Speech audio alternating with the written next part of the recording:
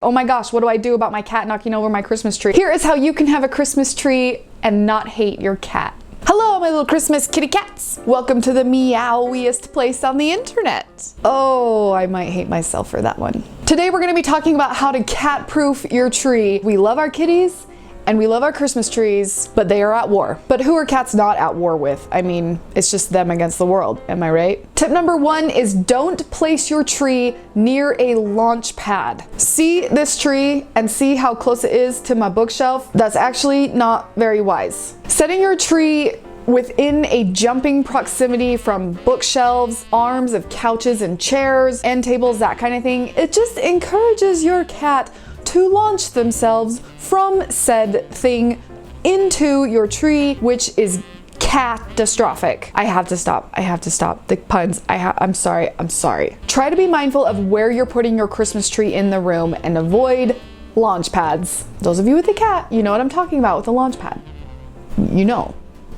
Tip number two is to secure your tree to a heavy, slightly wider base. Some of the less expensive Christmas trees only have a sort of three-legged stand that the tree is on. Be mindful of how you set that if that's the kind of stand that you have. You're not gonna want two legs like this to be away from the wall. If the cat goes on the tree, it's more likely to tip over. If you have the one leg sticking out and the two legs behind it facing the wall, if you're putting it in the middle of a room, this is irrelevant to you. If you have the two legs against the wall and the one leg out, it's just gonna like stop the tree, hopefully, from falling. Tiny little trick, but it's better if you take your tree stand legs and secure them to longer, wider, something strong and heavy. Attach it to cinder blocks and put a Christmas tree skirt over it. I'm not kidding. Zip tie your tree stand legs to a cinder block.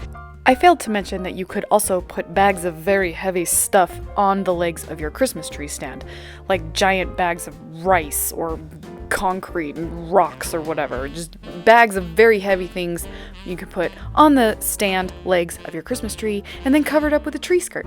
Tree skirts are your friend. They can hide a lot of ugly things, as well as your secrets. Also a good place to hide a gift if you don't want someone to find it. Tip number three is to anchor your tree with fishing line. I don't know why I don't see more people talking about this. Why is no one just tying it down? Here's what you do. Take some fishing line because you can't really see it once it's just sitting in the air by itself. Tie it around somewhere in the top 2/3 of your tree. Tie that around the middle pole or trunk if you have a real tree, and then anchor it either to a curtain rod if you're near a wall or a curtain, window, whatever, or you can anchor it down to a screw in your baseboard. A hefty, not a tiny little, you know, picture frame nail. I'm talking like a hefty-ish, strong screw screwed into your baseboard. Secure it, tie it good and taut. Darn, you want it like a guitar string. And then if your cat gets in the tree,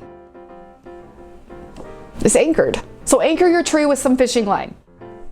On to decorating. Tip number four is to not use loose tinsel. Just don't do that. Loose tinsel, the silvery, flowy kind that gets everywhere, but is really fun and reflective and looks lovely. Some cats like to eat that. That's bad. That is going to be a hefty vet bill and or possibly a dead cat. They can't digest plastic. If you've got a cat that's just an eater of stringy things, veto the tinsel. It's not worth it. You don't want a $5,000 vet bill from them having to surgically remove tinsel from your cat. Okay, this got a little gross and scary. My apologies, but I love you and I love your cat and I don't want them to have death by tinsel. If you have cats, skip the tinsel this year. I'm sorry. Tip number five is to make sure your most fragile ornaments end up in the top 2/3 of your tree. Unless you got a real tree climber they can kind of bat from the bottom or get to from the ground. Keep your fragile stuff towards the top. You don't want to hate your cat because they broke your grandmother's ornament that she gave you on her deathbed and now she's not with you anymore and you're very sad because not only do you no longer have your grandma but you no longer have the ornament she gave you when she was dying. I don't know why that is always where I go with that. Don't be sad. Fragile ornaments towards the top. Tip number six is, again, Floral wire. I've said it once, I'll say it 100 more times this year and next year and all the years, I'm sure. Floral wire is your best friend when decorating a Christmas tree. Swap out your hooks, swap out your strings, and take floral wire through your ornaments and wire them to the tree branch. Cat jumps in the tree, cat's batting at stuff, cat's shaking around the tree. Those ornaments aren't gonna go anywhere. They're attached. They're on the tree until you decide you don't want them on the tree anymore. Pipe cleaner can also be used for your bigger stuff / topper. Green pipe cleaner, white pipe cleaner if you have a flock tree. Secure those ornaments real good with floral wire. Save yourself the heartache. Maybe it will also annoy your cat like just a little bit, which is a nice way for you to get back at them for constantly messing with your Christmas tree. Floral wire. Tip number 7, no dangly ornaments on the bottom row of your tree. That bottom most layer of branches where you hang things and they dangle below the surface bottom of the tree. You get what I'm saying. No dangly things there. They are just a temptation. Your cat will have a really hard time not messing with those. You're just asking for it. Make sure nothing hangs lower than the lowest branch of your tree. I know this kind of can mess with some aesthetic things, but it's just something you're gonna have to deal with, or you're gonna have to really secure that dangly thing and just expect your cat to bat at it. It's just calling out to them, hey, mess with me, I'll fall down, it will be fun for you. Don't put out the message that this is a play thing. This was one of the biggest things for me with my kitty cat. It just wasn't as tempting for them to even approach the tree because there was nothing blatantly dangling and shiny for them to just